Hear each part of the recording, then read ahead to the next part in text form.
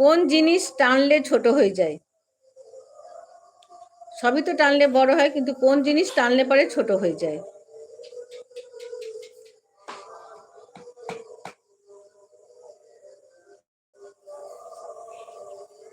হুম, একটু একটু চিন্তা করলেই পেরে যাবে, এমন কিছু কঠিন না। না না না, ম্যাঙ্গো ফিনিশ হবার আগেই আমি গ্রাম থেকে যাব।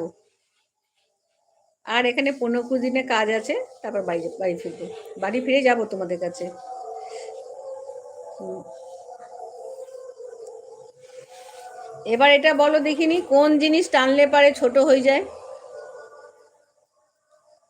এই ধাঁধার উত্তরটা দাও।